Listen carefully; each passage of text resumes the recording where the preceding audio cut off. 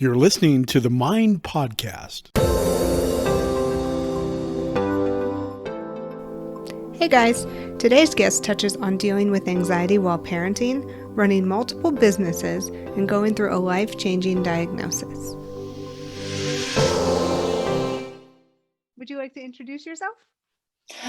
Well, my name is Meredith, and I have three kids, a high schooler, a middle schooler, an elementary schooler. I have been married for 17 years, and we live in North Florida, where we run a multitude of online businesses. I guess we have a parenting website. We have all of our social media platforms on Facebook, Instagram, the TikTok now, which is very odd to me, but Right. we have one. And we have our merchandise. I've written a couple of books. My latest book is called Ask Me What's for Dinner One More Time. And I make, hopefully funny videos, most of the time funny, on the internet. Hey, that was quite an intro.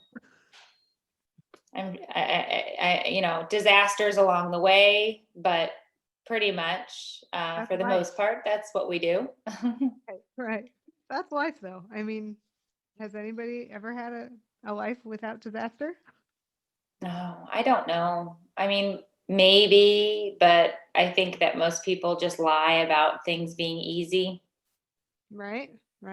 Probably because they just don't want to tell anybody, or they don't want to tell their story again. Yeah, I think a lot of it is just, this feeling of probably embarrassment or failure, which if people would open up and talk about, they'd realize that they're not alone in that most of us have not only felt it, but feel it frequently. Yeah, on a daily basis, Yeah. especially raising children. Yeah. And right now, yeah. Yeah, it's hard. So, what has your experience been with mental health and mental illness? Oh, well, I am riddled with anxiety. I've always been an anxious person, but I think something just like a switch was flipped when I had kids. And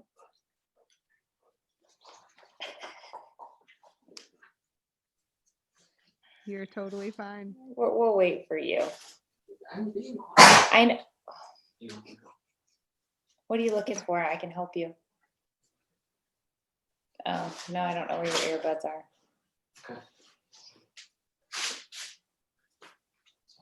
Okay. Can you, well, I guess they can stay. Just shut the door. They'll lay down in a minute.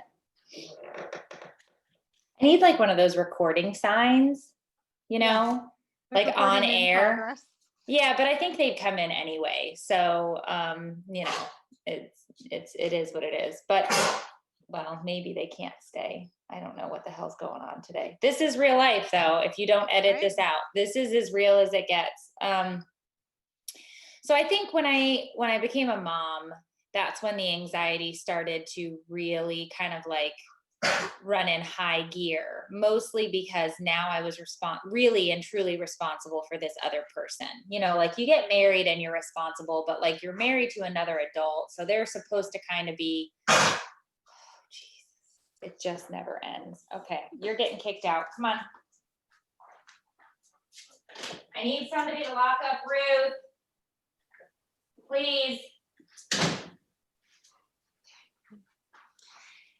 It never ends. It's a game piece. She was chewing on a game piece and she was going to choke because, of course. So anyway. Real life. Sorry. You're fine. I don't think I've never recorded a podcast that didn't have several interruptions. Even my own every week. But yeah, so I think it just sort of kicked in gear with kids. And then, one kid, it was, a certain amount of anxiety. Second kid, doubled for me because now there's two of them. That was the first time I started actually taking anxiety medication. However, I had terrible side effects with the medication. and ended up switching a couple of times. And I had switched in December or January, after my daughter wasn't even 1 yet, and I was switching meds. And that February, I found out I was pregnant with my third, and so I had to stop taking my medication. So then with the third pregnancy, we just, you kind of wing it because it wasn't safe to take anything. And so then the third one, after I had my youngest, the baby, it just started to swirl and swirl. I mean, talk about living in the trenches with 3 kids under the age of 5 and under. It was a lot, and it's actually the reason that I started doing what I do now, which was I started a blog, and not anonymously at first. And so I would write about the things that were going on and and how I was feeling as one of the ways to relieve some of the anxiety that I was having. Was it helpful for you? Yeah, it was. I think anytime that I can get the words out of my brain and onto paper or in the form of communication, it's sort of therapy for me. Like, that's what I need. I need to just kind of get it out. So there's lots of ways that I treat my anxiety because I don't take medication. Writing is one way I treat my anxiety. Working out, I usually work out twice a day, once in the morning and once at night. Wow. Because my brain never stops. I think, like most people who suffer from anxiety or depression or some form of a mental health issue, your brain doesn't stop. And so just it's like the hamster on the wheel, but the hamster never gets tired. And I'm always like, when is this hamster gonna like get off the damn wheel? But it doesn't. So I have to do things that kind of bring it into measure. I was never able to find something where I didn't have some type of an adverse reaction, because I'm an allergy person. Okay. I have terrible allergies. So there aren't many medications that I can take without having some sort of a reaction. So I was something that I just kind of ruled out as a way to cope with it. So I find other ways. And this page and this community has actually probably been the one thing that saved me, because I have like this daily dose of therapy with my people. Right. And I mean, people don't realize how much we need each other Yeah. until we don't have it. Mm-hmm. So that's awesome. What kind of side effects did you have when you were first taking it? I mean, I know you said you get a whole slew of them, but what were most of them? I have low blood pressure. Mm. And like, just as a normal thing, like I have so when I go to the doctor's office, I have low blood pressure. So I might be like 80/60. Like, Okay. it's just the way I am. But on the pills, I would be so low that it's like, oh, this is dangerous. Like, you have to continue to have a pulse. And then I also had I had side effects where there was the inability to perform in the bedroom. And it really kind of, was a problem for us, because I was like, not only was I not interested, but then when we were together, I was like, I feel like I can't even participate, because I'm just like, I'm here, but none of this is any good. None of this is worth anything. And I would just have, I was one of those people where it's like, if this medication may cause drowsiness. No, I'm in a coma. So I would be like driving to work and be like, oh my gosh, I can't keep my eyes open. Like, it was just it was the weirdest thing. And so we tried different ones, and different ones had different side effects. And so I tried smaller doses of things, but I just never really got into, and then I ended up pregnant. So I stopped. Right. And then I just sort of came to the point where I was like, okay, how can I try and treat this without medication if I can. And so I started doing some of my own research, and I started figuring out things that would help. And so therapy does help. And so I have done therapy many times with a couple of different, we currently still have a family therapist that we see. That's awesome. So I'm big into therapy. I am a proponent of medication if it works for you and it's safe.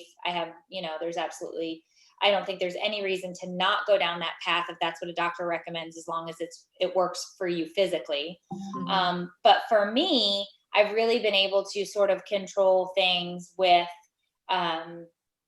exercising and with, writing and using a creative outlet for that. And the fact that literally I go live almost 7 days a week to my community where I'm talking about these things all the time. And then on top of that, I have the podcast. And then on top of that, I'm creating videos, or I'm writing, articles or pieces or posts. And so all of these things kind of give me that outlet to say, these are the feelings that I'm having, or this is what's going on. And, so it's been great because that gives you an outlet. And so you just have to figure out, what is your outlet? What is the way that you can take, whether it's the nervous energy or those feelings, and, give them an avenue to kind of feel the feels, and then kind of get through that part, instead of just ignoring those feelings, Right. feel the feels and, see how it goes. Right. Exactly. And it sounds like you're super, super busy. Do you feel like that helps? Just kind of, it sounds like you're just always on the go. I'm one of those people that, I'm one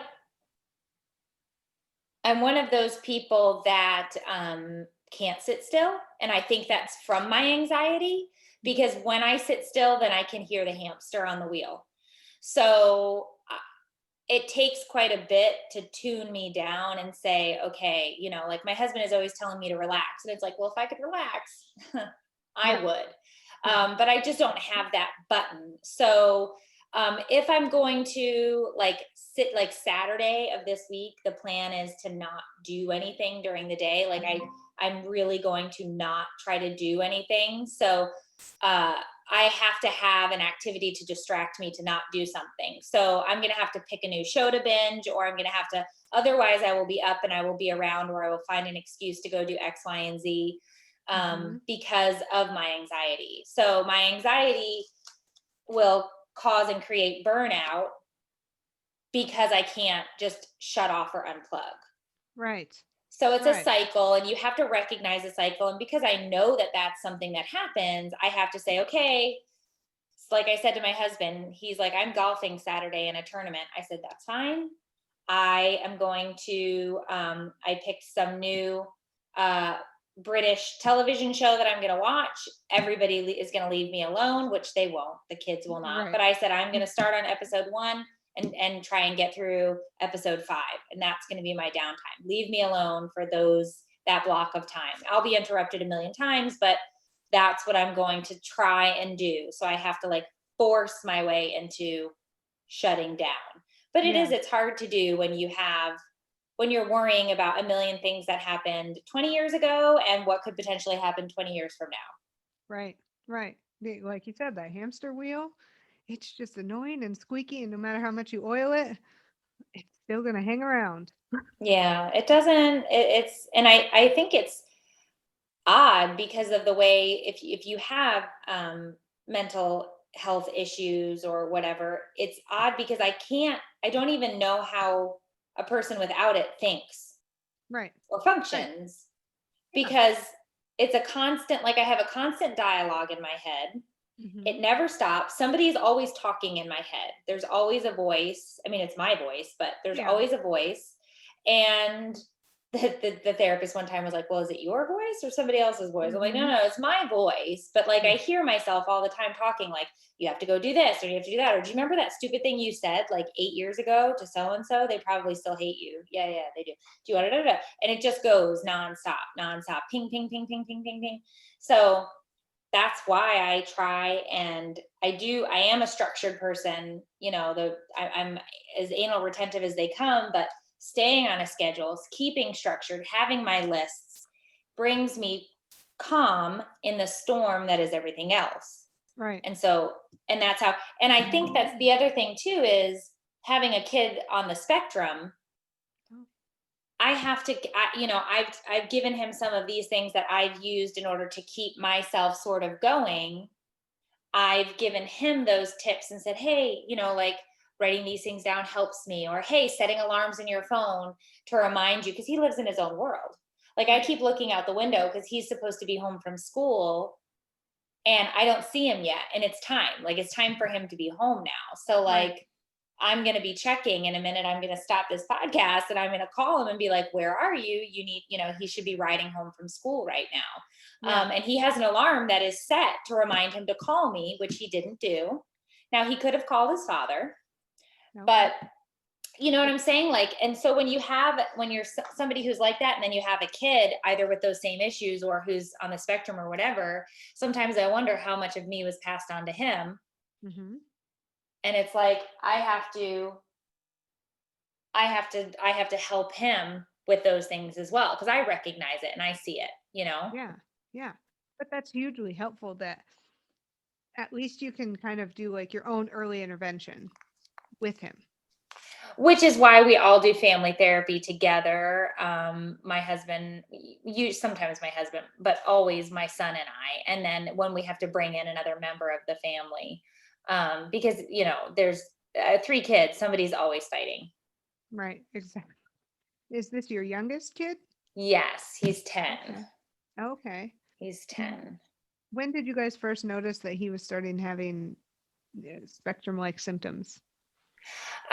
Well, he wasn't walking or talking by the time he was 15 months. So we were flagged pretty early. Yeah. He's at home. I just texted him. He snuck in. I didn't even see him. Oh. He didn't even bother me. How nice is that? He says, I'm home. I've already taken a shower. Okay. Aww. On a podcast. So he must have spoken to his dad because I didn't even see him yet. So he actually has a traumatic brain injury from birth, which we didn't know about. Wow. But that caused the not walking and the not talking. And then, so that was diagnosed at 15 months. And they told us, odds are good that he'll be on the spectrum. These are the things you need to look out for. And so then he was diagnosed on the spectrum at 4. Okay. So he was in leg braces until 4. Then the leg braces came off and he just ran out of them. And the kid has not stopped running since. And he didn't talk for the longest time, but he doesn't stop now. So there's all of these things, eventually he did. He's very bright, but he lives in his own world. So it's hard to kind of teach him time management because he doesn't understand the concept of time. So when we tell him you have 20 minutes, he knows that that at 1 o'clock, if I tell him he has 20 minutes, it's 1:20, but there is no concept of time in his brain. So at 3 o'clock, he'll be like, I was supposed to do something. And it's like, you were supposed to call at 1:20, or you were supposed to come back home at 1:20. So we frequently, like we had to get a tracking watch on him because when he leaves the house, it's like, I have to know where you are because he just doesn't come back when he's supposed to. And he's old enough now that he could be roaming the neighborhood at 10, it's not a busy area or whatever. And he rides his bike to school. It's only a mile to the school, but he doesn't understand the concept of time. Like he doesn't understand that, that there's segments really throughout the course. And so it can be a little difficult, but that's been our big struggle recently is like, he's a happy kid, but he is just no concept of like the other things that are going on around the world. And it's exhausting because we have the same arguments over and over again, and he just doesn't grasp it. Right. So there's no learning from the mistakes. No, he doesn't learn from the mistake because he doesn't understand the mistake. Right. I mean, he logically understands time exists. Yeah. But in his brain, there's no such thing as time. Right. He just goes around and it's like, oh my gosh. Now, do you Okay. feel like that affects your anxiety? Yeah, it's definitely, it's exhausting because having that conversation over and over, and here's the neighbor kid now rolling up to my house. He's going to be knocking on my door to ask Brian to come outside to play. Um, so it's a lot. It just becomes a lot. And when you're already an anxious person who doesn't know how to relax and all of these things happen, it's pretty nonstop. Brian. Nonstop is good though. I mean, it makes you feel alive, right? Shh, girls. I don't know if somebody's coming. Let me You're okay. scream at him. Sorry. Come on in here. Get inside. Brian. Brian.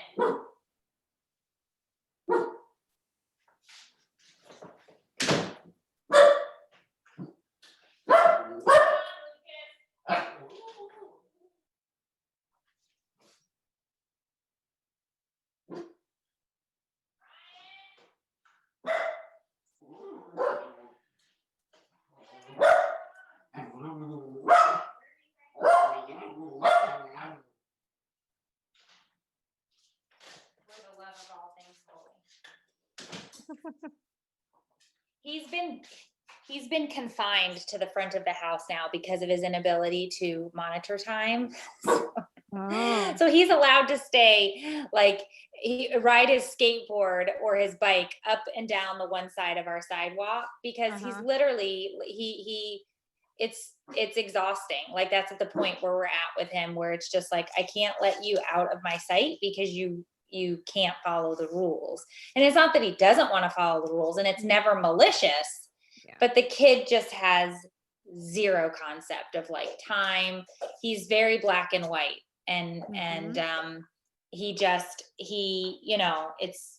it's like, it's the weirdest thing. But do you have a lot of other parents in your groups and who watch your lives and podcasts that also have kids on the spectrum? Yeah, we have a good section of a good set of parents in there, and we also have a lot in the supporter group that we have, sort of our private Facebook groups as well, and we all kind of go back and forth and talk and give advice to each other, because Brian's also not fully potty trained. He's fine during the day, but he wets the bed almost every night. So that's a spectrum thing, but it's also a TMI, brain injury thing. So it sucks because you're washing sheets frequently and always trying to figure out some tip or trick to fit, quote unquote, fix this. But sometimes you can't fix it. You just have to learn to manage it and deal with it. Right. So we talk about those things, and some of the stuff that we talk about, as well as when they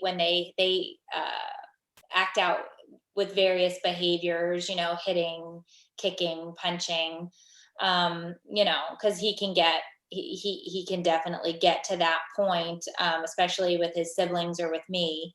And that's hard to talk about. Nobody wants to talk about getting punched by their kid. No. Nobody wants to have that conversation, but I feel like I'm not the only one that's been punched by my kid. And I need somebody to talk to about that, because it's a difficult thing to talk about, but I've brought it up and I've had those conversations, and it's good because it gives other people a seat at the table to have that discussion as well. And I feel like I can cover it up and not talk about it and pretend that it's wonderful, or I could be honest about where we are and have the conversation and make somebody else feel better. Right. And that makes me feel better. Right. Because it's like, hey, you're not alone and neither am I. Yeah. We both struggle with this. And how does your husband handle it?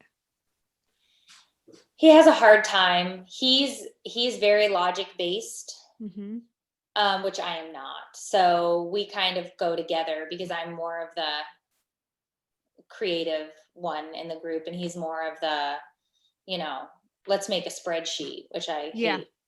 But he's completely about, logical, this is what happens. This is the consequence. This is it. And my son doesn't fall into that. Right. category. And so he struggles with him because he's like, I told you to be here at 1:20. And he's like, I know. And I wanted to be here at 1:20, but I didn't know what time it was. And he's like, but you have a watch. Look at your watch. He goes, I know, but in my head, I didn't think it was only 20 minutes. And he's like, you've been gone an hour. But like an hour to him is not an hour to the rest of us, right? Like, I'm so anxious. I'm constantly looking at my watch. Like every 3 minutes, I'm like, I know, every 3 minutes, I know what time it is because I'm always looking at my watch. Whereas he is just kind of like in this la la land. So, it's difficult for him because he likes everything to be tied up in a neat bow, and that is not parenting. No, that is not life. No. Neither of those things come perfectly gift wrapped, unfortunately. Well, and if you want to put a bow on a dumpster fire, you can. It doesn't make it less of a dumpster fire. Right. But go ahead. It's still chaos. It's like that saying, you can put lipstick on a pig, but it's still a pig. Still a pig. You can shine a turd, it's still a turd. I mean, we could sit here all day, and talk about these things, but it's, and to me, the imperfections are what make us who we are, and it's how we tell our story. Right. And that's kind of it's a beautiful thing because it makes everyone's story a little different. Oh yeah. Well, it's like Dr. Seuss says, there's only one you, so right. Just, be the you that you who, or whatever he says are, or whatever, I mean, he was a smart man, that Dr. Seuss. He definitely was. You need to be who you are, because there's only one you, and that's the you you're supposed to be. What do you think is some advice you would give yourself in your darkest moment? Maybe we should clarify what your darkest moment was, if you have one. When I was 34, I was diagnosed with an esophageal tumor. Okay. And they couldn't biopsy it because it had broken through the esophagus, and they were worried if they clipped it and it was cancer, it was going to spread everywhere. So they basically gave me 2 weeks and said, you got to get your affairs in order.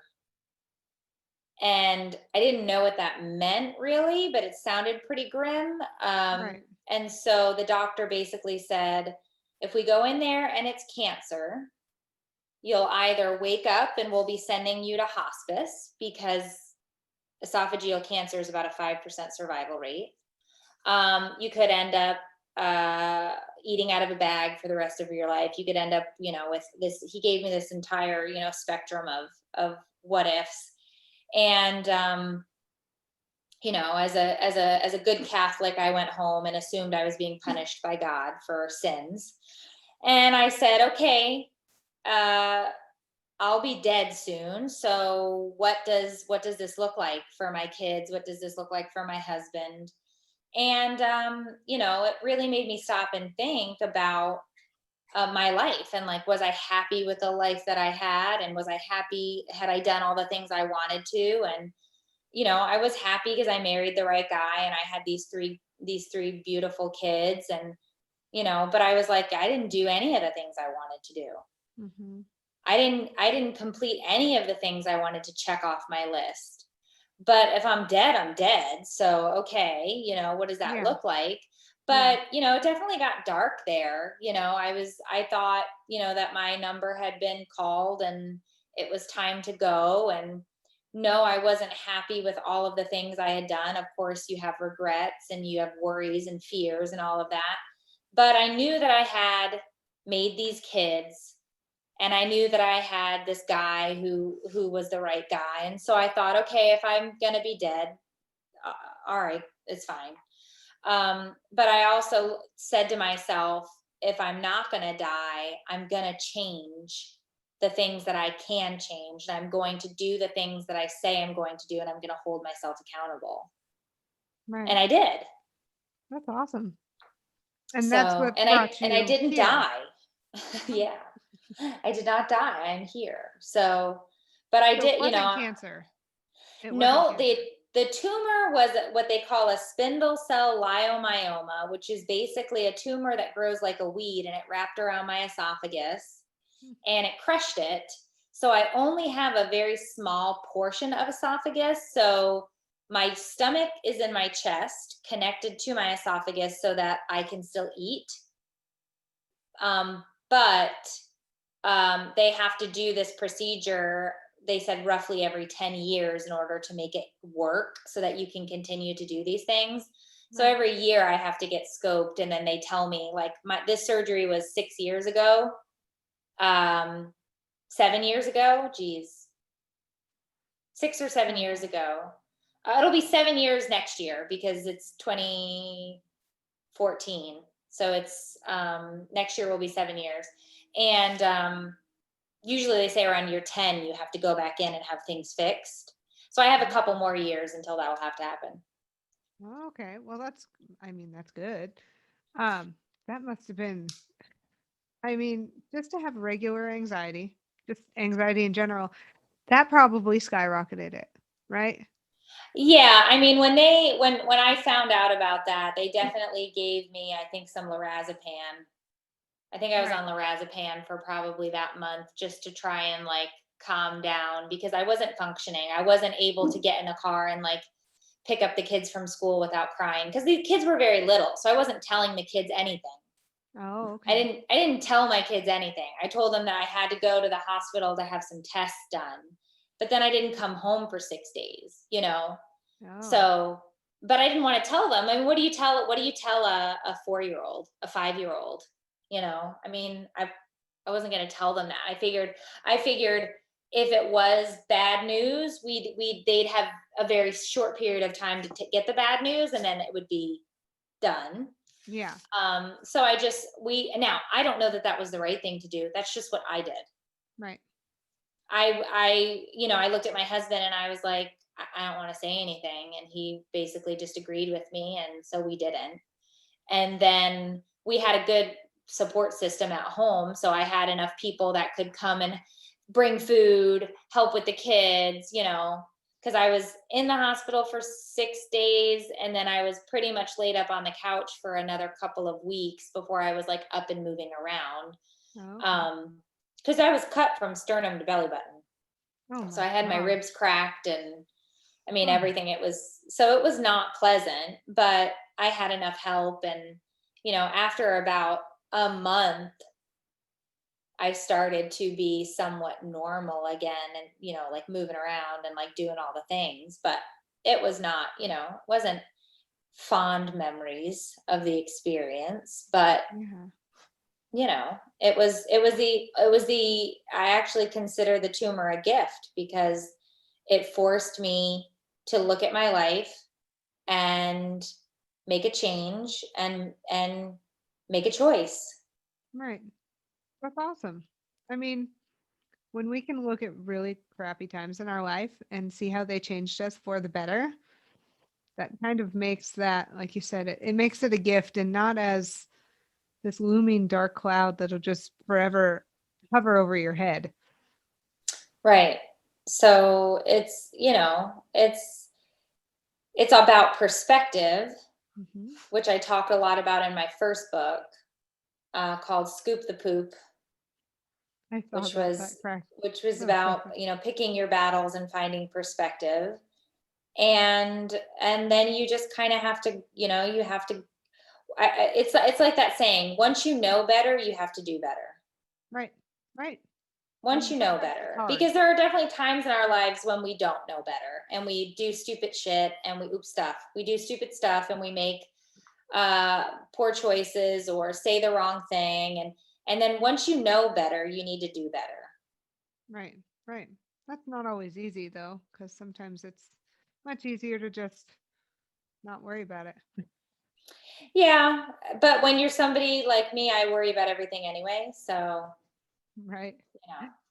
So doing better probably takes away some of that anxiety. I just feel like it's my, if I know that this is something that I need to be doing, or if I know I should be paying attention to this, or, and it definitely can be difficult because I want to be organized, but I'm so chaotic that it's hard to be organized. Just my thoughts are chaotic. Things get chaotic. The kids are chaotic.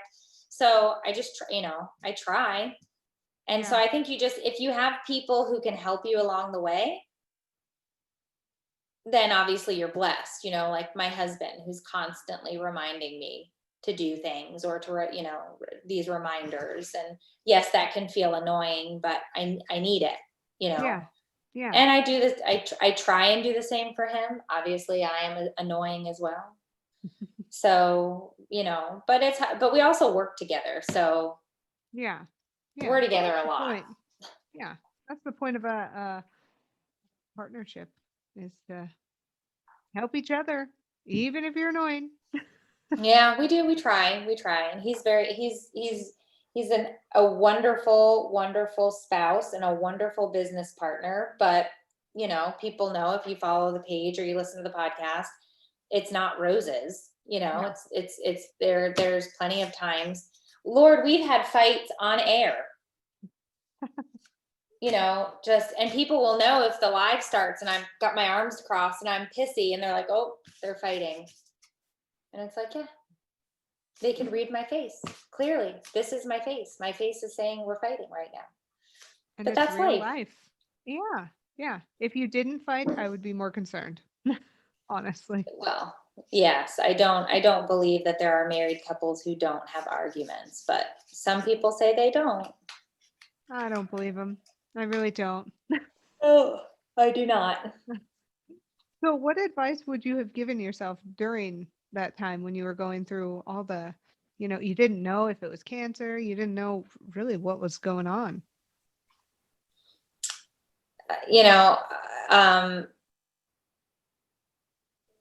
My husband says it to me every time I call it spinny. When I get spinny, when I go sideways, I get when the overwhelm comes in and I kind of sort of go to like a hang a hard left. My husband always says, you're zoomed all the way in. Or he goes, it's like you're up in a plane and you're looking at all of it. You got to zoom in. What can you do right this minute? What can you do right this second? What has to happen today? He goes, don't look at the zoomed out version of the map. Look at the map on Zoom. What can you do right now? Yeah. Because I was sitting there planning my death, my funeral. I was getting my husband a Match.com subscription so he could find a wife. I was doing all of these ridiculous things. And he's like, stop, just worry about today. Like, what do you have to do today in order to get ready for this procedure? Okay, you want to make freezer meals? Fine, make freezer meals if that'll make you feel better. But don't worry about your eulogy. You've not died. Like, don't do this, And so every time I get swirly, he says, zoom in. What do you have to do right now? Like today. So every day I make a to-do list. Oh, yay. Every single day. I have multiple of them. They're all over my desk for different parts of the business or for different things that have to be done. I'm still the old person who has a desk calendar because I also have to take what's on the list onto the desk calendar. Then it has to go onto the phone calendar. But that helps me from getting super swirly. So he's like, okay, look at your list, look at your calendar. Did you put everything in? These are the only things you have to worry about. Because I'll say to him, well, I have to go to the store is it on your list? No. Well, then you're not doing it today. Right. Well, but I wanted to, nope, it's not on the list. You didn't put it on the list. Put it on the list for tomorrow, but you're not doing it today. And so he'll stop me. And I tell him, I've made it a point now to tell him, I'm swirly. Okay, what's the problem? This is what I'm anxious about. And I rattle off a million things. Okay, but only 2 of those things can happen right now. Right. And so then I have to dial it back. Right. That's awesome. Yeah. You're so that's taking things in chunks. It has to be digestible chunks. Mm-hmm. It's the way I write my books. It's how I do my lives. It's how I try to create my content, because I feel like too much of life is like forcefully like fed to us. And it's like, no, I need one bite at a time. Right. Because when I get the whole meal, like I'm literally one of those people that when your plate is in front of you, I can only eat one thing at a time. Oh, Like So literally when you're one thing. So like on Thanksgiving, on my plate, I can have mashed potatoes, stuffing, cranberry sauce, my turkey. We don't eat meat, so it's my tofurkey, my green bean casserole, my corn, my whatever. I eat all my stuffing. I eat all my potatoes. I eat all my cranberry sauce. I can't mix and match. One bite at a time. Okay. I'm weird, I know, but then it's also this whole control thing of like, well, I've done this part. I can now go to the next. I can now go to the next. But it's just the way people's brains are the weirdest things ever. Yes. And they're all so different. They all work differently. I mean, thankfully you and your husband have brains that seem to work pretty well together. Well, I think a lot of times the best relationships, whether it's a spouse or a friend or whatever, you have to have a lot of opposites in order to make things work. Like my podcast co-host is very different than me. She's also a very high anxiety person who suffers from depression now and again. But she's an ex-addict. She has a very different background in history. We raise our kids very differently. Our marriages are very different. We both do similar things in the space, but we have very different thoughts, beliefs, ideas. But that's our strong suit. Right. That's how we connect. Like people, would probably look at us and think, what a mismatched pair. But it's like, but that's the best kind of pair. Yeah. Like, I feel like a lot of times that's what goes together. It's like peanut butter and jelly, like they're very different, but they work, So perfectly. Like, if you're a puzzle piece, you need to find the opposite to you so that you guys mesh well together. Yeah, I think that's true for everybody. I think sometimes it can be nice to have somebody who's so similar to you, but then you realize like you can have a lot of bumps along the road when you're very similar. I think that's why mothers and daughters sometimes struggle a lot, or fathers and sons. Because there are a lot of similarities between you, and that can annoy you. Like you don't even realize how much it can annoy you. But like, my mom and I, we're storytellers. We're both storytellers, but we do things so similarly sometimes that it annoys me, and I know it annoys her. And so we have to and my daughter and I are so similar with certain things. Like she is such a drama queen, and she is so like, oh my gosh, she can be so difficult to quote unquote work with or live with. Right. But I'm the same way. I can be such a damn diva when I want to. When I want to be dramatic, it will be the scene that ends all scenes. Right. And she is the same way. And so it's a lot of times, but then my son and I, he's exactly like my husband. Really? So it works. I love them. Everybody gives me shit because they're like, oh, your son is your favorite. I'm like, no, I love them all the same. But there are different relationships with your kids because they're different people. Yeah. Different. Sophia is going to be a very strong woman. Very strong. But that's why I say, like, I'm tough on her in this manner and for this reason, because I need her to be strong, and she'll be stronger than me. She's going to be more courageous than me. She's going to do amazing, wonderful things because I didn't let her get away with any of that crap, Yeah. But she is like a little clone. So it is funny because, and then there's Brian, who it's like, we have no idea what he's going to do. We have no idea, but we're excited and ready to see what it is. Yeah. And you'll be there for him when he needs you. Oh yeah. He's like my husband's shadow. He likes to follow him around and do the things that dad does. He likes to golf with him and, so he likes to watch TV with me, and he likes to golf with dad because he knows I'll let him watch things on TV that dad won't. Oh, wow. That makes things a little more sneaky and fun. Yeah. Always. So what is one of the ways that you engage in self-care? That's one of my favorite questions. I do binge awful TV for self-care. It's one way that I can shut my brain off when I'm watching TV. I can shut my brain off, and I can get into like an episode of things. So like my recent binges have been Dr. Pimple Popper, which is awful. But in the best way. I'm drawn to it. So it's awful, but I love it. I just watched Atypical, which is a Netflix show about a family whose son is on the spectrum, and it was fantastic, and I'm all caught up there. Obviously I exercise. That's more for my mental health, I guess, but obviously it's self-care too, because like I don't want to die. So I try to be healthy. But like if I had it my way in a perfect world, I would get a massage every week. Oh yeah.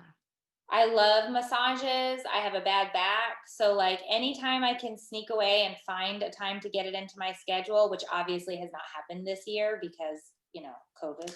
Yeah. But in the perfect world, I would be going every single week, and it would be the one thing a week that would be just like this amazing highlight in a perfect scenario. Right. I know. I'm jealous of people who have that opportunity. Yeah, it would definitely be like a top pick thing. Right. For me. I don't know. I love massages. Which is weird because I don't like to hug people or be like that close with people, but a masseur, yeah, go ahead. Dig in. Yeah. Well, I mean, I think it's because of professional thing. I think there's that line or whatever. Like I totally wouldn't let like a friend massage me. That'd be super weird. But do you know what I mean? Like I don't know. That got weird. Yeah. Well, I think more people feel like that than you'd think. Yeah, probably. It's just like don't get in my bubble type thing. Yeah. It's my space. I feel like that's kind of, it has a lot to do with anxiety too. Kind of like I don't know, it's my energy. Don't interrupt my energy. I think it's mostly because of when you're high anxiety and people get in your space, it's lack of control. No, like I can't control. If you come into my space and do things that I can't control, it's like I'm one of those people that when I vacuum, I need to face the door, because if the murderer comes in, I need to be forward facing to hit them with the vacuum cleaner. But if I'm vacuuming with my back to the door, I wouldn't hear the murderer, and then they would come and get me. These are the things that I think about when I'm vacuuming. Right. Those intrusive thoughts, like the random. It's not normal. I know it's not normal. I'm aware that there is a 99.9% chance that nobody is going to murder me at that moment in time, but it doesn't matter. If I'm not facing the door as I'm vacuuming, I'll lose my shit. Right. Well, I mean, my thing has always been, even if your coping mechanisms are a little weird, as long as they're not hurting anybody or really intruding on your life in some big way, go for it. It's like stuff like when I exercise outside, if I'm walking, I'll never walk by the woods because like kidnappers live in the woods. Like it's not a normal, but it's like, well, kidnappers and murderers live in the woods. So I'll walk on the other side, And my husband was like, why does your brain work like that? And I'm like, I don't know. It's my work. Like I worry about those things, maybe too much true crime. I don't know. But I've always had those thoughts, or feel like I've always had it. And I know other people have those thoughts because I've said it one time on like an Instagram story when I was walking on the other side of the road to like show the woods. And people were like, oh yes, the murderers that live in the woods. And I was like, are you mocking me, or do you agree with the fact that there are murderers in the woods? And then we had this whole like live feed about it. And I'm not alone. People also have that thought, probably people with anxiety. Not normal people that don't have a lot of anxiety, but I don't know, I mean, it's just, like I said, most of these fears and things weren't present prior to having kids. They came with motherhood, I think mostly because we're just tasked with this job of now being in charge of these other people forever. And then that fear and that worry just comes right in. Right. Right. Well, you kind of have to. If you go back to caveman days, you leave your baby somewhere and some animal might come and think it's dinner. The saber-toothed tiger has an appetizer. Yeah. Yeah. Yeah. Like Ice Age, but not. Yeah. But not as cute and funny. Right. Exactly. More terrifying and real. Yeah. Yeah. No, I wouldn't want to go back. I'm very comfortable in my, in my 20 soon to be can't wait 2021 frame of life and mind. I mean, we definitely are much softer now than we were in the cave days, Oh yeah. with a device for everything, and and an inability to want for anything because we can just order it on Amazon. Right. And have it in 2 days. Right. What do you mean it's going to take 2 days? I want Right. Prime. I want it in 12 hours via a drone. Yeah, exactly. Just don't break it when you drop it from this drone. Right. Oh man. Do you feel like 2020 has messed with your head a little bit, anxiety wise? Made it better or worse? I've had multiple mental breakdowns this year. Multiple. I've had a couple live, just full on a Facebook live, just lost it, just in tears, just, crying. One time was because 2020 was really hard on my youngest. Not having a schedule and not having a routine was really tough for him. So when they did go back to school in late September, it got a little bit easier, but we were out of school from March until late September. So that was a long time to go without a routine. We also moved 5 hours away from where we were. So we have no family and no support system in that respect.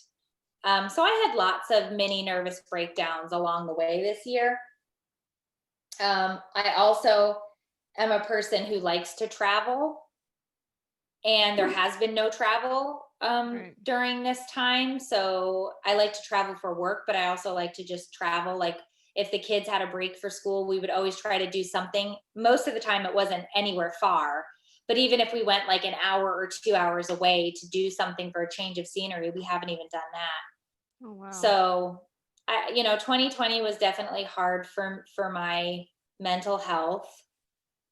But it's also made me aware and realize, I have a lot of things to be grateful for. And it gave us a lot of family time that we didn't anticipate having. Mm-hmm. And that was great. We did more puzzles and played more games and watched more movies and ate more pizza in 2020 than any time before. That's awesome. I mean, in a weird way, I feel like that's how it's been for a lot of people. It's like this bittersweet thing. Like, yeah, there's all this going on, but at the same time, it puts things into perspective. Yeah, and absolutely. So what else are you working on? I know you said you have a lot. You have the podcast and you go live, you're writing books. Is there anything extra that you'd like to advertise for? Well, we're hoping to do some type of a tour in 2021, summer or fall. That'd be So cool. that would be great, because we were getting ready to set all of that up when this happened. And so, of course, none of that came. And then we had to cancel our cruise because we were supposed to do a cruise in October. So in 2021, we do plan and want to do a community cruise in October. We do plan on doing live shows. And, we're hoping as the vaccine comes out and we're able to sort of squash this whole COVID thing, that we will be able to be traveling and be doing shows midsummer to early fall. So that's going to be our hope for 2021. I do want to write another book. I have the idea. I just have to sell it. So I'm working on that. And I'm ready for, I said I had this entire list of my goals for 2020. And I didn't cross any of them off my list. And I said, instead of ripping this list up, I'm just going to cross out the date and write 2021. The goal, because the goals didn't change. I still want to do the things that I didn't get to do in 2020. So I laughed and cried a little bit when I found my list, but I said, well, it's okay. I'll do it in 2021. Yeah. And you're not going anywhere. So, you might as well. I'll just get cracking on it. Right. That sounds so awesome though. Do a tour. So would it be like a comedy tour where people buy tickets? Yeah, I think it'll be a comedy tour, and I think it'll be with me and some of my friends. And I think we're all in the same mind frame of wanting to go out and be with people and laugh. Yeah. What's better than that? Yeah. I mean, really, that sounds like a blast. Yeah, that's what we want to do, and it'll probably have a lot to do with anxiety and living with it and parenting through it and what that looks like. Right. And it looks different to everybody. You have to do whatever works for you. Yep. You can't let other people's judgments come in the way of that. No, and that can be hard, but it's important that you kind of stay the course. So whether that person is your spouse or your best friend or your therapist, you have to have somebody who helps you stay the course. And I know at times it can feel very lonely and that people don't understand, but you just have to find the person who understands. And it's okay for that person to be a therapist, because a lot of times your family, they can't understand it and they can't see it because they've never gone through it. Yeah. Yeah. Or sometimes they're even too close. Like they know you on such a different level that they're like, oh, you can handle it. Right. And you're like, no, actually, I don't want to handle it. Yeah. Need well, that's else. That's why I had to make that code word for my husband. I had to sit him down and I had to explain to him. I said, you don't understand how I'm feeling in this moment. And when I get swirly, you need to understand that means that I have so many racing thoughts. I have so many open tabs on my home screen. Mm-hmm. And I'm thinking about every single one of those open tabs all at the same time. And now I'm stuck and I can't move. Right. And he didn't understand that because he only looks at one tab at a time, or he only has one tab open at a time. And I've got 987 tabs open. And so once he finally understood that, and we kind of got that agreement of like the code word is swirly. And then he knows when I say swirly, like, okay, all right, so this is what we're going to do. Let me see your list. Let me see what we can do. Okay, can you just do these things? Yeah. And so he was great, because at the beginning of the, before, I think it was early November, I was getting really worked up about the holidays. Even though I knew we weren't traveling and I knew we weren't going to see anybody, I was still getting worked up, and I was bordering on depressed. And so he said to me, go to Target and buy the decorations, because we moved, so we got rid of a ton of stuff. And he's like, buy the Christmas tree decorations. That's your job. That's what you have to do today. You have to buy Christmas tree decorations. Right. And so I went and bought Christmas tree decorations, and it was oddly satisfying to come home and hang the decorations, because I could check it off the list, and it was something fun that I wanted to do. And and he had bought me a new tree because we moved, and so he got me this new tree, and it was amazing. And so it was, I was very blessed in that moment to have somebody just tell me, all you need to do today is buy Christmas tree decorations. Because there were a million things I could have done. And if I had left it to myself, I would have done all of those things and not the one fun thing. Right. And he was like, nobody is going to die if you don't do that and you do this instead. Right. But in my brain, the whole world would collapse. Yep. Because that's what it feels like. Right. It feels like, oh, if I don't get this, and this done, even though they're not important to probably anybody else but me. Right. Like, I still remember the first time I told a therapist, probably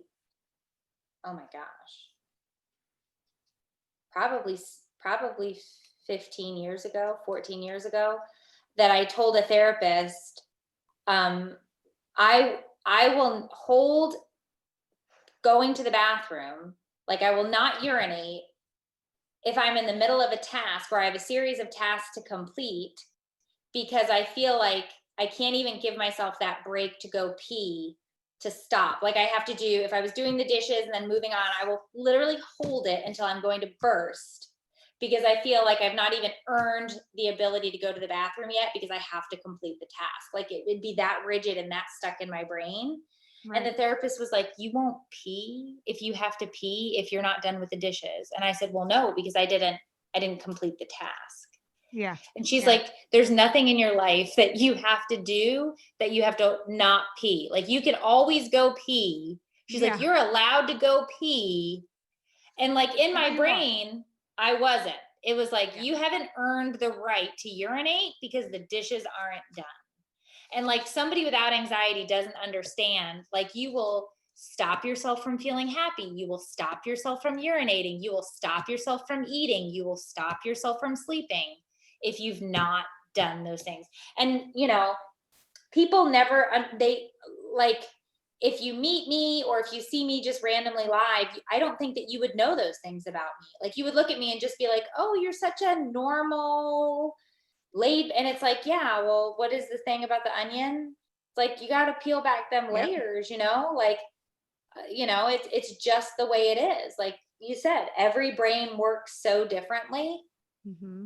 And it's taken me this many years to get at least to the point where I can be laid back enough to do this and have this conversation. But 14 years ago, I would have never told that story, let alone allow people to hear that. How many people hear it, you know?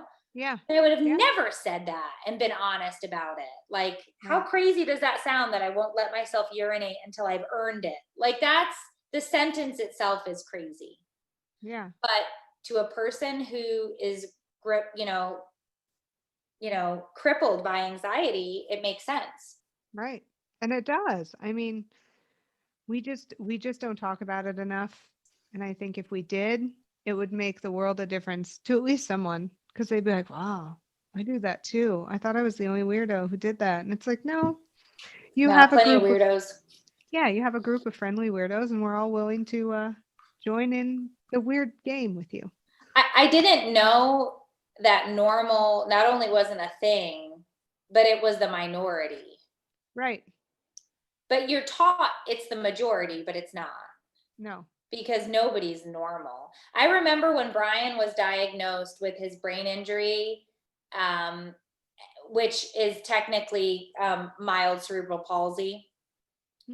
And the doctor said to me, you have no idea how many people are walking around missing an organ.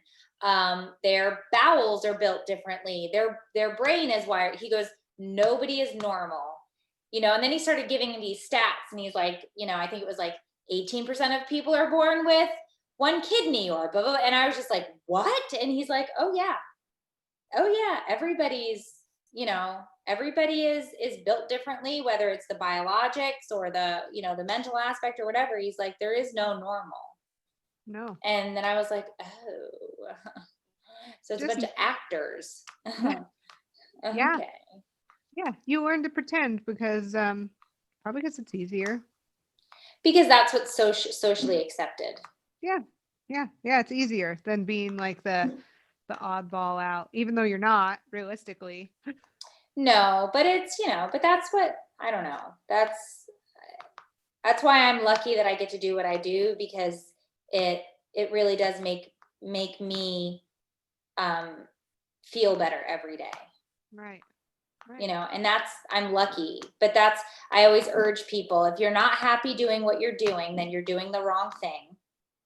Figure out what makes you happy and find a way to do that. I know it's easier said than done, but the only reason I say it is because I've already done it. So I've earned the right to say it, because I left a job that I wasn't happy doing. And I started a business from scratch, actually from debt with a credit card that I had to pay off.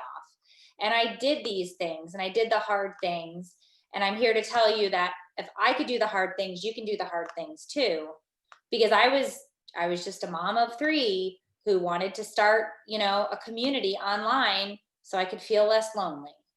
And if you want to start something and do that, I didn't know it was going to turn into a podcast and published books and, a comedy tour. And I didn't know that any of those things were going to happen. But I can tell you, I worked my ass off at every single one of them. And if you want it and it's your passion, no matter what it is, you can have it. There's going to be a lot of tears and anxiety and stress, but you can get there. But the road is not paved with unicorns and rainbows. Nope. That's not the deal. Nope. And if it was, it probably wouldn't be as good when you ended up getting to that goal. Like it wouldn't feel as fulfilling, I feel. Right. Because it was it was almost too easy. Yeah.